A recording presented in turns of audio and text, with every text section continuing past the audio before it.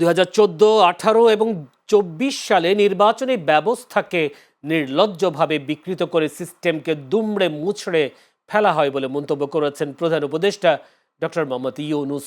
সোমবার প্রধান উপদেষ্টার কাছে 3টি নির্বাচনে সংঘটিত দুর্নীতি ও অনিয়মের তথ্য প্রতিবেদন আকারে তুলে ধরে তদন্ত কমিশন প্রতিবেদন গ্রহণের পর প্রধান উপদেষ্টা বলেন, ভোট ডাকাতি করে নির্লজ্জভাবে পুরো প্রক্রিয়াকে বিকৃত করে সিস্টেমকে দুমড়ে মুচড়ে ফেলা হয়েছে।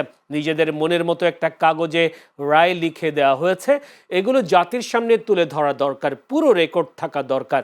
নির্বাচনে অনিয়ম দেখেও জনগণ অসহায় ছিল উল্লেখ করে তিনি আরো বলেন, দেশের টাকা খরচ করে মানুষের টাকায় নির্বাচন আয়োজন করে পুরো জাতিকেই শাস্তি দেওয়া হয়েছে। চট্টগ্রামের চন্দনাইশে দোহাজারী পৌরসভা এলডিপির 2 শতাধিক নেতাকর্মী বিএনপিতে যোগদান করেছেন। দোহাজারে একটি কমিউনিটি সেন্টারে ফুল দিয়ে তাদের বরণ করে নেন চট্টগ্রাম 14 আসনের বিএনপির মনোনীত প্রার্থী জসিম উদ্দিন আহমেদ এবং দক্ষিণ জেলা বিএনপির সদস্য সচিব লায়ন হেলাল উদ্দিন। এই সময় তারা বলেন, এলডিপির নেতাকর্মীদের যোগদানের মধ্য দিয়ে এই আসনে ধানের শীষের পক্ষে জোয়ার সৃষ্টি হয়েছে। সকল ভেদাভেদ ভুলে আসন্ন নির্বাচনে চট্টগ্রাম 14 আসনে বিএনপির প্রার্থীকে জয়ী করে দলের চেয়ারম্যান তারেক রহমানের হাতকে শক্তিশালী করার আহ্বান জানান তারা। অনুষ্ঠানে উপস্থিত ছিলেন 14 আসনের প্রধান নির্বাচন সমন্বয়কারী M A Hashem Raju, BNP নেতা নুরুল ইসলাম সহ চন্দনাইশ উপজেলা, পৌরসভা ও ইউনিয়ন বিএনপি এবং অঙ্গ সহযোগী সংগঠনের নেতাকর্মীরা। ইউনাইটেড কমার্শিয়াল ব্যাংক চট্টগ্রামের বিভিন্ন শাখা থেকে 7টি ভুয়া ব্যবসায়িক প্রতিষ্ঠানের নাম ব্যবহার করে ঋণের নামে 46 কোটি 76 লাখ টাকা আত্মসাতের অভিযোগে 38 জনের বিরুদ্ধে পৃথক 7টি মামলা করেছে দুর্নীতি দমন কমিশন দুদক। আজ দুদকের প্রধান কার্যালয়ে এক ব্রিফিংয়ে কমিশনের মহাপরিচালক মোহাম্মদ আক্তার হোসেন এ তথ্য জানান। দুদকের চট্টগ্রামে এক সমন্বিত জেলা কার্যালয়ে এই মামলাগুলো দায়ের করা হয়। দুদক মহাপরিচালক বলেন, ব্যাংকের সাবেক পরিচালক, উচ্চপদস্থ কর্মকর্তা ও কর্মচারীরা একটি সিন্ডিকেট করে গ্রামের কৃষক, দিনমজুর, দর্জি, সেলসম্যান সহ সাধারণ মানুষকে ব্যবসায়ী সাজিয়ে তাদের নামে চলতি হিসাব খুলে ঋণের নামে এই বিপুল অর্থ আত্মসাৎ ও পাচার করেছেন। অভিযোগে বলা হয়েছে, ইউনাইটেড কমার্শিয়াল ব্যাংকের বিভিন্ন শাখা থেকে ভুয়া প্রতিষ্ঠান ও যোগ সাজসের মাধ্যমে মোট 46 কোটি 73 লাখ 80 হাজার টাকা আত্মসাৎ করা হয়েছে। আসামিদের মধ্যে রয়েছেন সাবেক ভূমিমন্ত্রী সাইফুজ্জামান চৌধুরীর ভাই, ইউসিবির সাবেক পরিচালক ও ইসি কমিটির চেয়ারম্যান আনিসুজ্জামান চৌধুরী, সাবেক পরিচালক আসিফুজ্জামান চৌধুরী, সাবেক পরিচালক বশির আহমেদ ও সাবেক পরিচালক হাজি ইউনুস আহমদ ও বজল আহমেদ বাবলু। গ্রামের কৃষক, দিনমজুর, দর্জি, সেলসম্যানদের ব্যবসায়ী দেখিয়ে ইউনাইটেড কমার্শিয়াল ব্যাংক চকবাজার শাখা, কোর্ট শাখা, পাহাড়তলী শাখা এবং বহদ্দারহাট থেকে সাবেক ভূমিমন্ত্রী সাইফুজ্জামান চৌধুরীর ভাই, সাবেক পরিচালক ও ইসি কমিটির চেয়ারম্যান আনিসুজ্জামান চৌধুরী রনি, সাবেক পরিচালক ও ইসি কমিটির সদস্য বশির আহমদ খান সহ তাদের কর্মচারীদের দিয়ে সিন্ডিকেট করে ঋণের নামে ইউসিবিএল ব্যাংকের বর্ণিত শাখাগুলোর মধ্যে 46 কোটি 13 লক্ষ 80 হাজার টাকা আত্মসাৎ পূর্বক উক্ত অর্থ স্থানান্তর, রূপান্তর এবং হস্তান্তর করার অপরাধ অনুসন্ধানকালে প্রমাণিত হয়েছে। এই কারণে সংশ্লিষ্ট ব্যাংকের দায়িত্বপ্রাপ্ত কর্মকর্তা, পরিচালনা পর্ষদ এবং স্বত্বাধিকারীগণের বিরুদ্ধে পৃথক পৃথক 7টি মামলা রুজু হয়েছে। সাবেক প্রধানমন্ত্রী বেগম খালেদা জিয়ার আত্মার মাগফিরাত কামনায় রাজধানী পুরান ঢাকায় কোরআন খতম ও দোয়া মাহফিল অনুষ্ঠিত হয়েছে। সোমবার বিকেলে রাজধানী ঢাকার লালবাগ থানা ও মহানগর বিএনপির উদ্যোগে দোয়া মাহফিলের আয়োজন করা হয়। মহানগর বিএনপি সদস্য সাইদ হাসান মিন্টুর সভাপতিত্বে এতে প্রধান অতিথি ছিলেন বিএনপির নির্বাহী কমিটির সদস্য, ঢাকা 7 আসনে দলের মনোনীত প্রার্থী হামিদুর রহমান হামিদ। অনুষ্ঠানে সাবেক সংসদ সদস্য বীর মুক্তিযোদ্ধা হারুন আর রশিদ সহ অন্যান্যরা উপস্থিত ছিলেন। এই সময় দুস্থদের মাঝে খাবার ও শীত বস্ত্র বিতরণ করা হয়।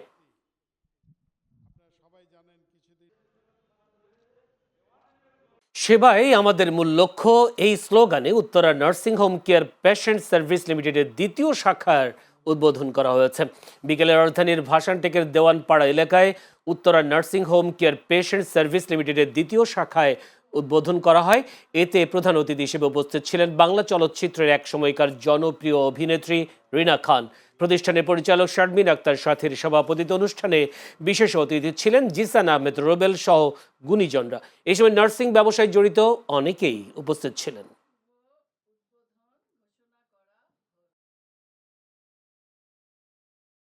নোয়াখালীর কোম্পানিগঞ্জে ব্যাপক আয়োজনের মধ্য দিয়ে চর এলাহি ইউনিয়ন পরিষদের প্রশাসনিক কর্মকর্তা মোহাম্মদ কামাল উদ্দিনের অবসরজনিত বিদায়ী সংবর্ধনা অনুষ্ঠিত হয়েছে। সোমবার বিকেলে উপজেলা পরিষদ মিলনায়তনে উপজেলা প্রশাসন এবং বাংলাদেশ ইউনিয়ন পরিষদ প্রশাসনিক কর্মকর্তা সমিতি কোম্পানিগঞ্জ উপজেলা শাখার যৌথ উদ্যোগে সংবর্ধনার আয়োজন করা হয়। চাকরি জীবনে বিভিন্ন উপজেলায় দায়িত্বশীল ভূমিকা রেখে চর এলাহি ইউনিয়নে দীর্ঘ 14 বছর সুনামের সঙ্গে কাজ করেন মোহাম্মদ কামাল উদ্দিন। তার অবদানকে স্মরণীয় করে রাখতে নোয়াখালীর 9টি উপজেলার প্রশাসনিক কর্মকর্তারা উপস্থিত হয়ে তাকে ক্রেস্ট প্রদান করেন। বাংলাদেশ ইউনিয়ন পরিষদ প্রশাসনিক কর্মকর্তা সমিতি নোয়াখালী জেলা শাখার সভাপতি নওম সেলিমের সভাপতিত্বে অনুষ্ঠানে প্রধান অতিথি ছিলেন কোম্পানিগঞ্জ উপজেলা নির্বাহী অফিসার মোহাম্মদ মাসুদুর রহমান। অনুষ্ঠানে কোম্পানিগঞ্জ উপজেলা যুব উন্নয়ন কর্মকর্তা আব্দুল মান্নান, চর এলাহি ইউনিয়ন পরিষদের প্যানেল চেয়ারম্যান মায়া বেগম ও চর পার্বতী ইউনিয়নের প্রশাসনিক কর্মকর্তা ফখরুল ইসলাম সহ অন্যান্যরা উপস্থিত ছিলেন।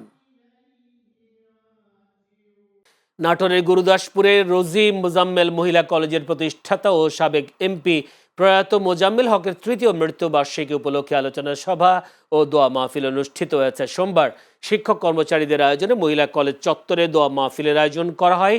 রোজি মোজাম্মেল মহিলা কলেজের অধ্যক্ষ মাহতাব উদ্দিনের সার্বিক তত্ত্বাবধানে অনুষ্ঠানে প্রধান অতিথি ছিলেন প্রতিষ্ঠানের ম্যানেজিং কমিটির সভাপতি ব্যারিস্টার আবু হেনা মোস্তফা কামাল রঞ্জু।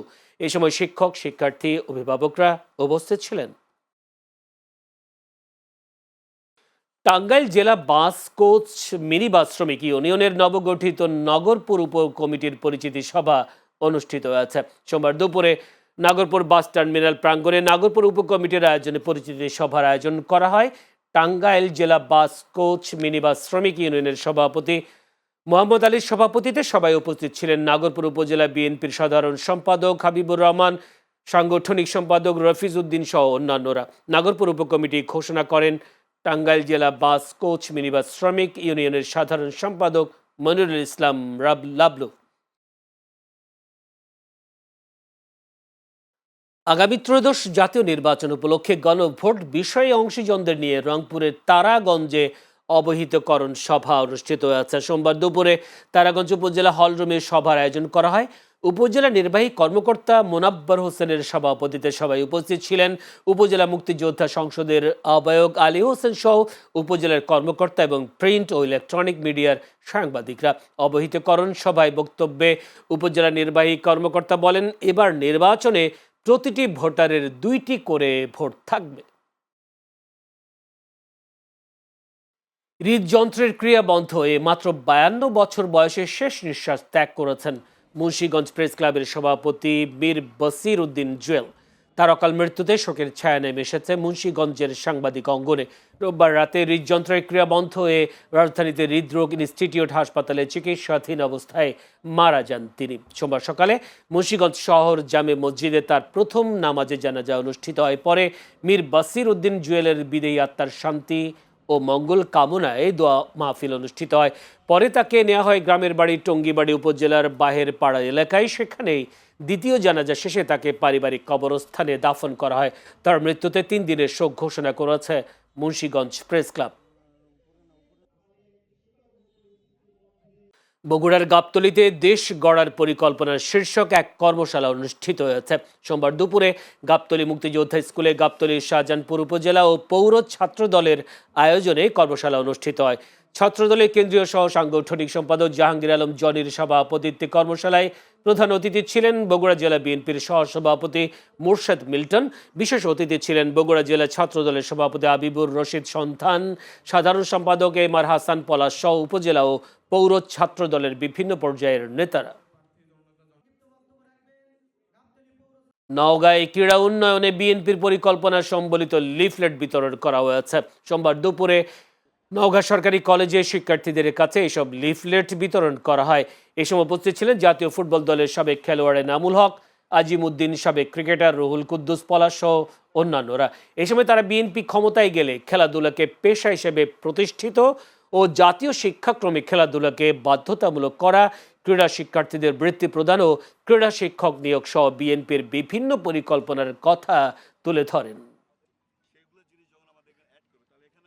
চাঁপাইনবাবগঞ্জে গুণীজন হিসেবে ভূষিত করায় আম চাষি ও উদ্যোক্তা আহসান হাবিবকে সংবর্ধনা দেওয়া হয়েছে। সোমবার দুপুরে শিবগঞ্জ প্রেস ক্লাবের উদ্যোগে প্রেস ক্লাব মিলনায়তনে সংবর্ধনা অনুষ্ঠানের আয়োজন করা হয়।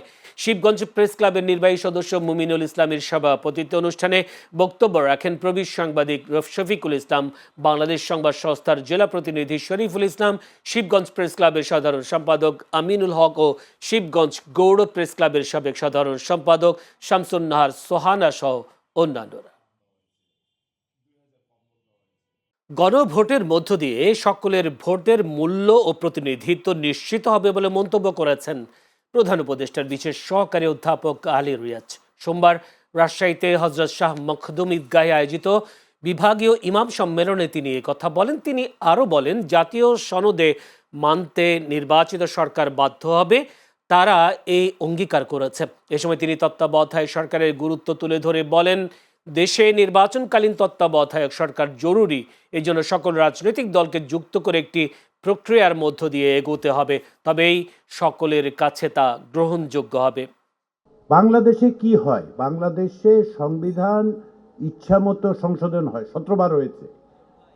কিভাবে সংশোধন হয়েছে? যে আপনি সংসদে 2/3 থাকলেই আপনি মন মতো সংবিধান সংশোধন করে তত্ত্বাবধায়ক সরকার ব্যবস্থা বাতিল করে দিতে পারেন। তারপরে ইচ্ছামতো রাতের ভোট, দামি নির্বাচন কি করতে পারেন। এটা বন্ধ করবেন কিভাবে? বিএনপি চেয়ারপারসন সাবেক প্রধানমন্ত্রী বেগম খালেদা জিয়ার বিদেহী আত্মার মাগফিরাত কামনায় নোয়াখালীতে দোয়া মাহফিল ও মোনাজাত অনুষ্ঠিত হয়েছে। সোমবার বিকেলে বেগমগঞ্জ উপজেলার গণিপুর সরকারি প্রাথমিক বিদ্যালয়ের মাঠে 5 নম্বর ওয়ার্ড বিএনপির আয়োজনে দোয়ার মাহফিলের আয়োজন করা হয়। বেগমগঞ্জ পৌরসভার 5 নম্বর ওয়ার্ড বিএনপির সভাপতি আব্দুল মালিকের সভাপতিত্বে অনুষ্ঠানে উপস্থিত ছিলেন উপজেলা বিএনপির সদস্য সচিব মাহফুজুল হক আবেদ, পৌর বিএনপির আহ্বায়ক জহিরুদ্দিন হারুন, জেলা বিএনপির সাবেক ধর্ম বিষয়ক সম্পাদক আবুল কাশেম ও পৌর সদস্য সচিব মোহাম্মদ মহসিন আলম সহ অন্যান্যরা।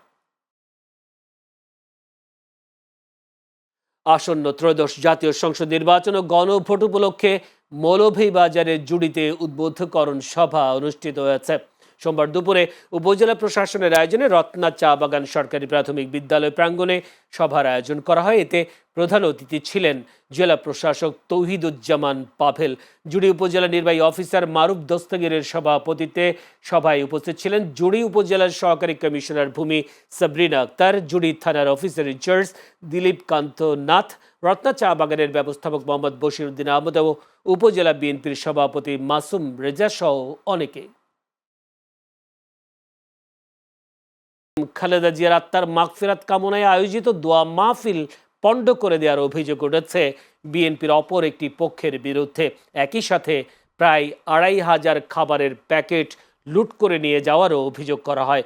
আজ বাদ-আসর মোংলা হেলিপ্যাড মাঠে সর্বস্তরের নাগরিক সমাজের ব্যানারে দোয়া মাহফিলের আয়োজন করেন বাগেরহাট জেলা বিএনপির সাবেক সভাপতি, সাবেক সংসদ সদস্য, বীর মুক্তিযোদ্ধা MEH সেলিম। আয়োজকরা অভিযোগ করেন, অনুষ্ঠানের প্যান্ডেল তৈরি, রান্নাবান্না ও খাবারের প্যাকেটও প্রস্তুত করা হয়। দুপুরের দিকে স্থানীয় বিএনপির সদস্য পনি, কাশেম ও মীর সাগরের নেতৃত্বে একটি গ্রুপ প্যান্ডেলে ভাঙচুর চালানোর পাশাপাশি প্রায় 2,500 খাবারের প্যাকেট লুট করে নিয়ে যায়। পরে ঘটনাস্থল পরিদর্শন করে পুলিশ। খাবার ছিল প্রায় 2,500 প্যাকেট খাবার ছিল। এই খাবারগুলো ওই অন্য পোলাপান দিয়ে কইছে এগুলো খাবারগুলো সব নিয়ে যা। ওরা এই খাবারগুলো সব নিয়ে গেছে। এই পর্যন্ত এখানে কারা আইসে আমাদের মাল জিনিস ঠেলে মেলে ফেলাই দিয়েছে, বক্সের রেস্টুরেন্ট ভেঙে ফেলাইছে, এবারে আমাদের কাপড় চুপড় ছিঁড়ে ফেলছে।